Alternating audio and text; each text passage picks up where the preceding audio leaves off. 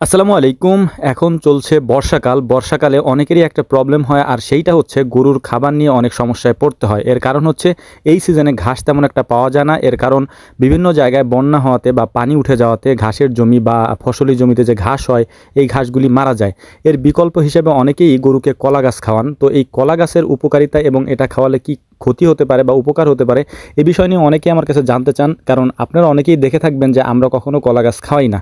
তো অনেকেই মনে করেন যেহেতু আমরা কলা গাছ খাওয়াই না, তার মানে হয়তো সম্ভবত কলা গাছে কোনো ক্ষতি হতে পারে, বা যারা আমাদের ভিডিও দেখেন। তো মূলত আজকের ভিডিওতে এই বিষয়গুলো আপনাদেরকে দেখানোর চেষ্টা করব এবং কলা গাছের উপকারিতা এবং অপকারিতা সম্পর্কে আপনাদেরকে বলারও চেষ্টা করব। তো মূলত আমার বাড়ির পাশে আমার চাচাতো ভাই হচ্ছে গরুকে নিয়মিত কলা গাছ খাওয়ায়। তো এইটা আমি প্রতিদিনই দেখি যে তিনি কলা গাছ কেটে কেটে এনে তারপরে কুচি কুচি করে গরুকে খেতে দেন। তো আমরা যেহেতু খাওয়াই না, এবং কেন খাওয়াই না সেটা আপনাদেরকে আমি আগে বলে নিই। মূলত হচ্ছে আমাদের পর্যাপ্ত পরিমাণে ঘাস থাকে এবং আমাদের অনেকগুলা ঘাসের জমি, এবং আমাদের যেহেতু খামার আর সবাই হচ্ছে গরু পালে, হচ্ছে ধরেন পারিবারিকভাবে 2-4টা বা 5টা গরু একজনে পালতে পারে। কিন্তু আমাদের যেহেতু অনেক গরু, সেক্ষেত্রে আমাদের হচ্ছে এরকম কলা গাছ খাওয়ায় পোষাবে না, কারণ এত কলা গাছ আমরা কই পাবো। তো অনেকেই মনে করেন যে আমরা খাওয়াই না, হয়তো কলা গাছে কোনো সমস্যা হইতে পারে। এরকম মোটেও না। কলা গাছে পর্যাপ্ত পরিমাণে ভিটামিন থাকে, এবং এটাতে সবথেকে বেশি থাকে হচ্ছে পানি। এবং আপনি যদি কলা গাছ কেটে খাওয়ান, তাহলে আমি আপনাদেরকে যে জিনিসগুলো লক্ষ্য রাখতে বলবো সেটা হচ্ছে, একটা কলা গাছে প্রায় 90%ই পানি থাকে। মানে একটা কলা গাছ যদি আপনি খাওয়ান, ওটাতে 90%ই পানিই থাকে শুধু। এবং এই পানির কারণে অনেক সময় গরু পাতলা পায়খানা করে। তো পাতলা পায়খানা যাতে না করে এবং প্রপার ওয়েতে আপনি কলা গাছ কেটে গরুকে কীভাবে খাওয়াবেন সেটা আমি আপনাদেরকে দেখাচ্ছি। তো মূলত আমরা এখান থেকে কয়েকটা কলা গাছ কেটে নিব, রাস্তার পাশ থেকেই কয়েকটা কলা গাছ কেটে নিব, যে কলা গাছগুলি পরিত্যক্ত, অর্থাৎ এই কলা গাছগুলি থেকে কলাগুলো কেটে নেওয়া হয়ে গেছে এবং এই কলা গাছগুলি এমনি দাঁড়ায় আছে আর কি। তো রাস্তার উপর থেকে এই ময়লা আবর্জনাকে ফেলে দিব, কারণ এখান থেকে গাড়ি চলাচল করে। যদি আপনাদের রাস্তার পাশে এরকম হয়, তাহলে অবশ্যই এগুলো ফেলে দিবেন, কারণ নাহলে অ্যাক্সিডেন্ট ঘটতে পারে। তো আমি আমাদের এখানে যে ময়লাগুলো ছিল সেগুলোকে ফেলে দিলাম পাশেই। ফেলে দেওয়ার পরে আমরা কিছু কলার মানে পাতাও কেটে নিলাম, কারণ গাছের সাথে যেহেতু পাতা ছিল, পাতাগুলোকে আমরা নিয়ে যাচ্ছিলাম আর কি। ময়লা একেবারে নিট অ্যান্ড ক্লিন করে এখান থেকে আমরা চলে যাব। তারপরে যে মানে নষ্ট অংশটুকু ছিল কলা গাছের, সেইটুকু ফেলে দেবো, এবং মানে পরিপূর্ণ দেখতে সুন্দর এরকম কিছু কলা গাছ আমরা এখান থেকে নিয়ে যাব। তো দুইটা আমরা নিছি প্রথমে, তারপরে এখানে আরেকটা কলা গাছ আছে, যেটা হচ্ছে কলা ছিল এবং গাছ সহকারে এটা পানির মধ্যে পড়ে গেছে। তো আমাদের এখানে এখন পাটের সিজন, পাটের মধ্যেও পানি হয়ে গেছে। তো এই পাটের মধ্যে থেকেই হচ্ছে আমরা এই কলা গাছটাকে এখান থেকে কেটে নিব। তো এখানে 2-3টা কলা গাছ ছিল, এবং যেহেতু মানে পানির ভিতর থেকে কলা গাছ কাটতে একটু সমস্যা হয়, আর এইগুলোকে টানতেও একটু সমস্যা হয়, কারণ এগুলোর মধ্যে বিছা থাকে। আপনারা অনেকে বিছা হয়তো চিনবেন কিনা জানি না, আমাদের এদিকে বিছা বলে। এটার ভালো নাম আমার মনে নেই আসলে। তো এটা থাকে, এটা প্রচুর পরিমাণে চুলকায় এবং অনেক ক্ষতিও হয় এতে।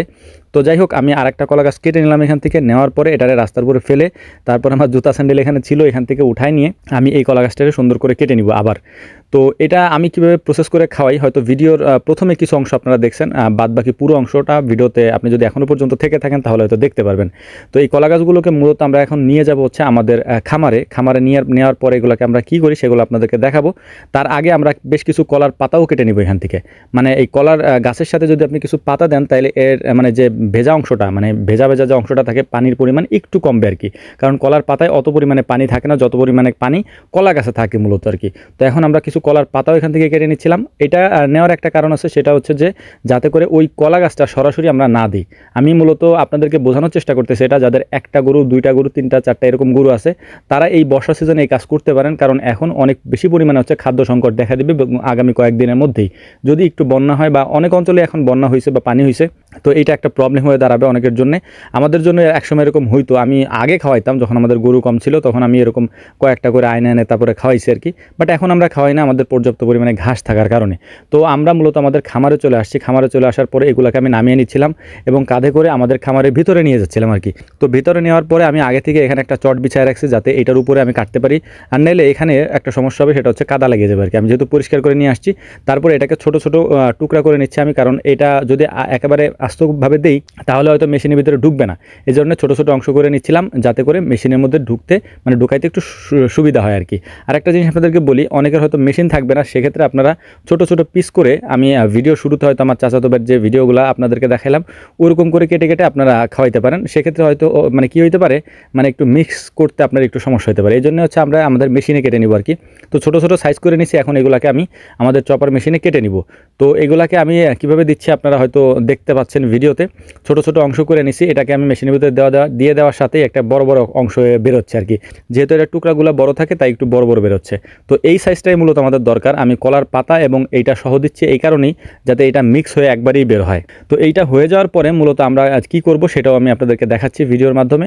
এটা হয়ে যাওয়ার পরে এটাকে আমরা মিশায়, মানে ওই যে কলার পাতার অংশ এবং কলা গাছের অংশ, এই দুইটা মিশায় একটা বলে আমরা নিয়ে নিব। তারপরে এটার সাথে আমরা মিশাবো হচ্ছে খড় মিশাবো এই কারণেই যাতে এইটা আর একটু শুকনা হয় আর কি। কারণ অনেকের ক্ষেত্রে একটা সমস্যা হবে, যদি আপনি হঠাৎ করে খাওয়ান সেক্ষেত্রে একটা সমস্যা হবে। সমস্যাটা এটাই যে ধরেন আপনার গরু পাতলা পায়খানা করতে পারে। এইটার থেকে আপনি রেহাই পাওয়ার জন্য বা বাঁচার জন্য আপনি অবশ্যই কিছু খড় এটার সাথে দিয়ে দিলে এটার মানে পুষ্টিগুণটা আর একটু বাড়বে আর কি। তো আমি কিছু খড় কেটে নিচ্ছিলাম, আর এই এলোমেলো খড়গুলো মেশিনে দেওয়া যায়, বাট এখন এগুলো মেশিন দিতে গেলে সময় লাগবে। এই কারণে হচ্ছে আমি অল্প যেহেতু লাগবে আমার, আমি অল্প করে কিছু খড় আমি এখান থেকে কেটে নিলাম। তারপরে আমি এর সাথে হালকা কিছু ভুসি দিয়ে দিব, মানে শুকনা ভুসি যেটা গমের ভুসি, এইটা আমি হালকা এটার উপরে ছিটাই দিব আর কি। ছিটাই দেওয়ার পরে এটাকে আমি ভালো মতো মিক্স করে নিচ্ছিলাম। এভাবে মিক্স করে নিয়ে তারপরে এই জিনিসটার মধ্যে হালকা একটু লবণ দিয়ে দিব, যাতে করে জিনিসটা একটু স্বাদটা ঠিকঠাক মতো থাকে আর কি। মানুষের স্বাদ তো আর গরুর স্বাদ প্রায় একই রকম, ওদেরও তো যেহেতু জিহ্বা দিয়ে খেতে হয় আর কি। তো যাই হোক, আমি কিছু ভুসি হালকা ছিটে নিলাম উপর দিয়ে। এখন এটাকে আমি পরিবেশন করার চেষ্টা করব গরুর সামনে। দেখতেই পাচ্ছেন হয়তো ভিডিওতে আপনারা যে কত সুন্দর করে গরু এগুলাকে খেয়ে নিচ্ছিল আর কি। আর এইটা এত দারুণ একটা পদ্ধতি, আর আপনারা অনেকে মনে করতে পারেন যে এটা খাইলে তো ক্ষতি হতে পারে, না, একদমই না। এটার পুষ্টিগুণ অনেক বেশি, আপনারা চাইলে এভাবে খাওয়াইতে পারেন। এখন এই সিজনে কলা গাছ খাওয়ানো কোনো ধরনের কোনো সমস্যা হবে না ইনশাআল্লাহ। তো এই ছিল আমাদের আজকের ভিডিও। আমাদের জন্য দোয়া করবেন ইনশাআল্লাহ, আমরা যেন আপনাদের সামনে আরও ভালো ভালো ভিডিও উপস্থাপন করার চেষ্টা করতে পারি ইনশাআল্লাহ। আসসালামু আলাইকুম ওয়া রাহমাতুল্লাহ।